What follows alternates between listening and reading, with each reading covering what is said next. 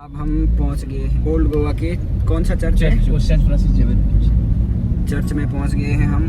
ये जो है मेन चर्च है, वो जो बॉर्डर लगा हुआ है देखिए इसमें। ये वाला चर्च है, ये ओल्ड गोवा का मेन चर्च है और यहाँ पे लोग खा रहे हैं आलू का पक। ये देखिए सब, यहीं से जाएंगे। सो गाइस फाइनली हम पहुंच चुके हैं यहाँ पे ओल्ड गोवा चर्च में, और चर्च में पहुंचते ही हमें चर्च के बाहर पे मिल जाते हैं फ्लावर्स और कैंडल बेचने वाली, जो हम 50 रुपीज़ या फिर 100 रुपीज़ में वो हमें फ्लावर्स या फिर कैंडल दे देते हैं। और चर्च की मेन बात ये है कि चर्च के अंदर फोटोग्राफी और वीडियोग्राफी अलाउड नहीं है, लेकिन अगर यहाँ पे कोई फोटोग्राफी और वीडियोग्राफी करते हुए पकड़ा जाता है तो उस पर 500 यानी कि 500 रुपये का वो जुर्माना लेते हैं। और जैसे कोई विजिटर अंदर जाते हैं तो हमें यहाँ पे बाहर पे हमें गाइड मिल जाते हैं जो कि 200 रुपीज़ में चार्ज करते हैं, और वो हमें फिर यहाँ का पूरी डिटेल्स देते हैं, जैसे पूरा गाइडेंस करते हैं हाँ कौन सी चीज़ क्या है, कितने साल पुरानी है।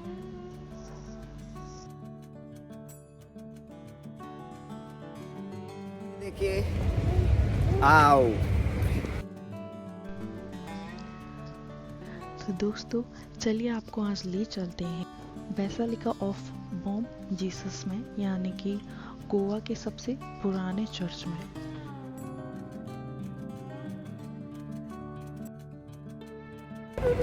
ओए ये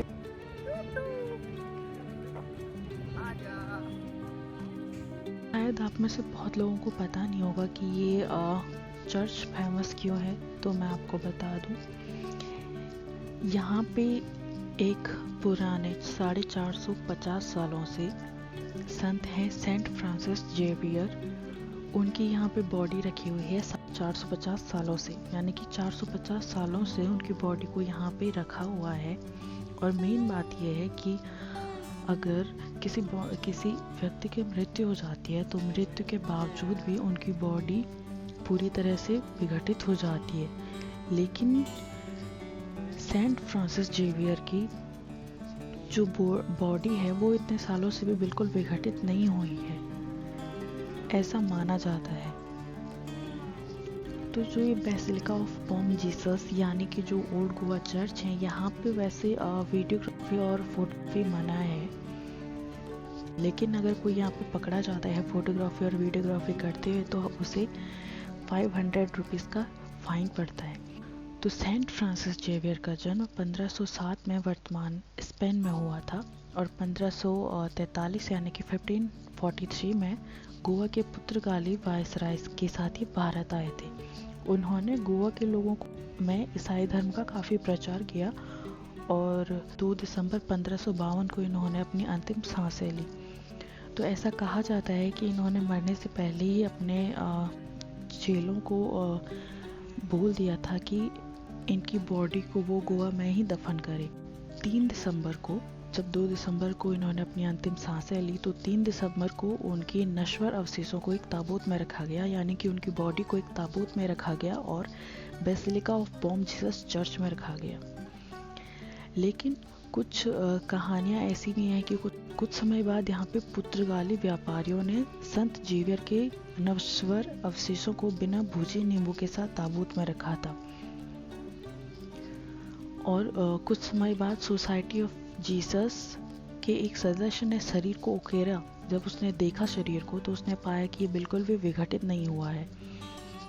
तो स्थानीय लोगों का यह भी कहना है कि जेसुएट द्वारा उनकी उंगली पर एक कट लगाया गया था और उसमें से खून निकलते देख वो सारे चौंक गए थे।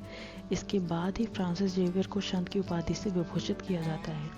और एक कहानी यह भी कहती है कि एक बार एक महिला ने सेंट फ्रांसिस जेवियर की बॉडी पर एक कुछ पेन। उसके बाद 1994 तक सेंट फ्रांसिस जेवियर की हर 10वीं पुण्यतिथि पर उनके शरीर को बाहर लाया गया और एक कांच के बक्से में रखा गया, जिसमें उनके पैर खुले हुए थे। और अनजान लोगों के लिए फ्रांसिस जेवियर को गोएंचो साहब के नाम से भी जाना जाता है, जिसका अर्थ है गोवा के भगवान। तो गाइस, ये बॉडी हमेशा हर 10 साल में बाहर निकाली जाती है इनकी पुण्यतिथि पर। और यहाँ पे अभी इनकी बॉडी को रखा गया है जो कि 450 साल पुरानी है। और सबसे मेन बात यह है कि इतनी पुरानी बॉडी होते हुए भी ये बिल्कुल विघटित नहीं हुई है।